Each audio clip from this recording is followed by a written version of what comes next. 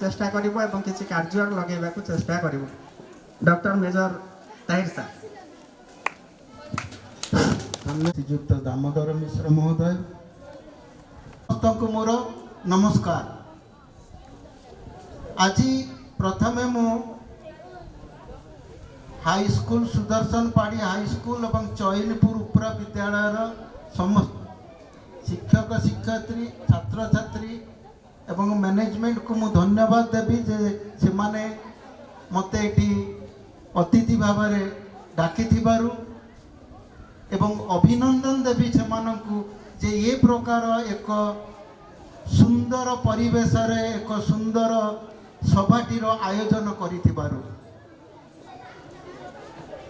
मु जीवन रे किछि करिवा पई हेले हमकु बहुत संघर्ष करिवा पई पड़िଥାଏ।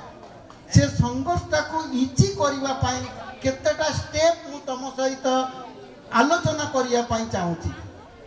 प्रथम हमर स्टेप्स होची प्रथम की होची सेटिंग ऑब्जेक्टिव।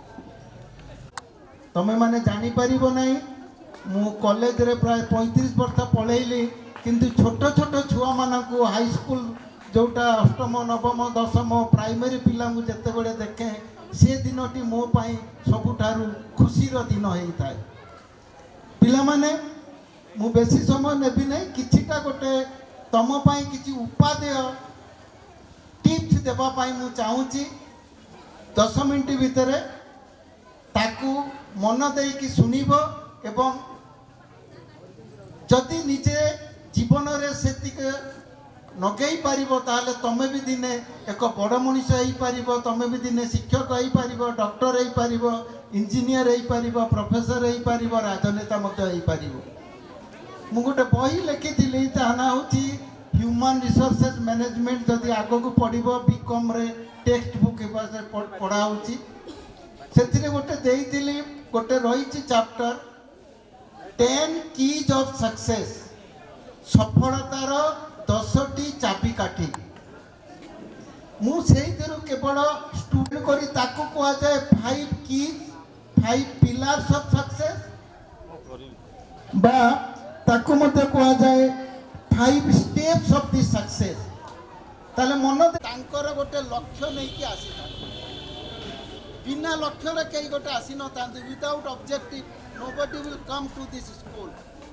समस्त पिला गोटे लक्ष्य नहीं कि गोटे ऑब्जेक्टिव नहीं कि एटिके आसी थांती गोटे मिशन नहीं कि आसी थांती विदाउट मिशन ले कई एटी आसंती नाही एवं जो पर्पस नहीं कि आसी थांती जो पर्पस नहीं कि तमे माने एटी आसीछ से पर्पस टा को केमिति फुलफिल करिवो पाठ पढिया पाए केमिति का पाठ थर्ड डिवीजन में पास करिया पाए कोउति रे फर्स्ट डिवीजन में ताले जो माने टेकु ना से माने फर्स्ट डिवीजन में पास करिवो नै ओके ताले डाउन एंड हाई स्कूल पास कला पर पुनी कोन करबा जार दशम पास हे गला से तो पुनी गोटे किछि ऑब्जेक्टिव थाए पर्पस थाए गोटे मिशन थाए मु मैट्रिक पास कला पर कोन पढी +2 कॉमर्स पढीबी साइंस पढीबी कि आर्ट्स पढीबी टीचर हेबा पई हेले आर्ट्स पढीबी बिजनेस करने कॉमर्स पढ़ी डॉक्टर इंजीनियर हेल्ले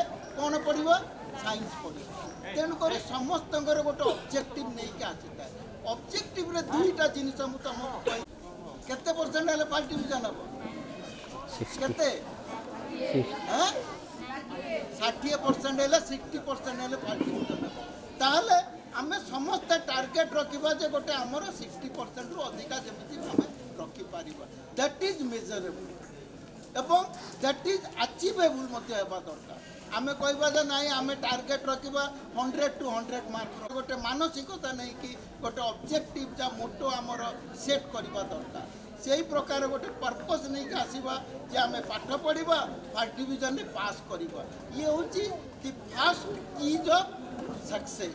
सक्सेसफुल हेबा पई हेले प्रथम जो चाबिकाठी होची लक्ष्य कौन अच्छी ताकू निर्धारण प्रथम कर जदि लक्ष्य निर्धारण ठीक भाव में न करि परिबो ताहले मध्ये आमे तमे सक्सेसफुल स्टूडेंट हेई परिबो नै।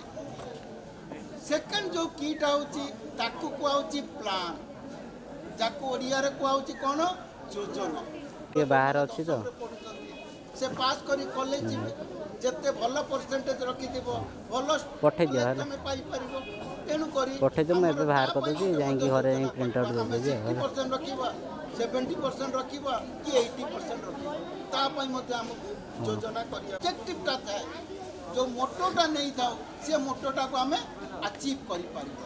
ଯଦି ପ୍ଲାନ୍ ଡିଫେକ୍ଟିଭ ହେବ ତାହେଲେ ଯେଉଁ ଅବଜେକ୍ଟିଭ ପାଇଁ ପ୍ଲାନ୍ କରିଥିବୁ ସେ ଅବଜେକ୍ଟିଭଟାକୁ ଆମେ ଆଚିଭ୍ କରିପାରିବା ନାହିଁ।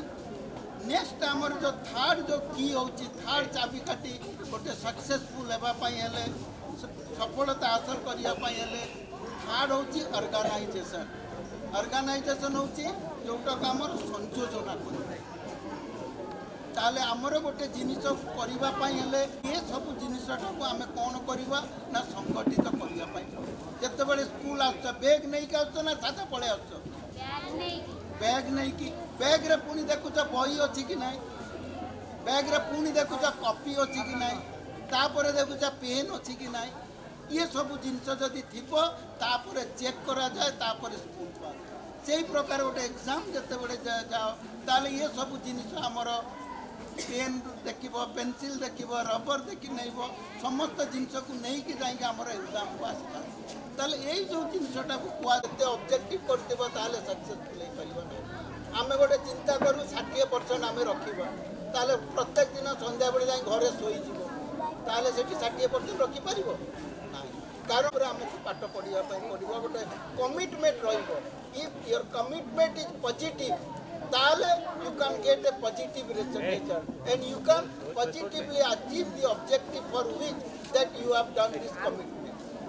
ଏବଂ ପ୍ରଥମ ପଞ୍ଚମ ଯେଉଁ ପିଲାର ହେଉଛି ବା ପଞ୍ଚମ ଚାବିକାଠି ହେଉଛି ଗୋଟେ ସକ୍ସେସ୍ର, ସେ ହେଉଛି ଗୋଟେ ଜିନିଷ ଯେଉଁଟାକି ଗୋଟେ ସକ୍ସେସଫୁଲ୍ ଷ୍ଟୁଡେଣ୍ଟ ହେବା ପାଇଁ ହେଲେ ତୁମର ଦରକାର।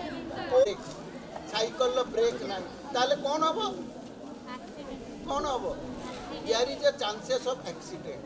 ତାହେଲେ ଏଠି ଆମର ସମସ୍ତ କେତେବେଳେ ପଡ଼ିବ, କେଉଁ ଟାଇମ୍ରେ ପଡ଼ିବ, କେତେ ସମୟ ପଡ଼ିବ, ତାକୁ ସମନ୍ୱୟ ତା'ର ଦରକାର। ପିଲାର୍ସ ଅଫ୍ ସକ୍ସେସ୍ ବା 5 କିଜ୍ ଅଫ୍ ସକ୍ସେସ୍, ଇଏ ସମସ୍ତ ଯଦି 5ଟା ଯେଉଁ ତତ୍ତ୍ୱ ବା 5ଟା ଯେଉଁ ପଏଣ୍ଟ ରହିଛି ଯଦି ତାକୁ ମନରେ ଠିକ୍ ଭାବରେ ନେବ ତାହେଲେ you can be a successful student, you will be a successful person in your life. ତୁମେ ଯାହା ଚାହିଁବ ତାହା କରିପାରିବ।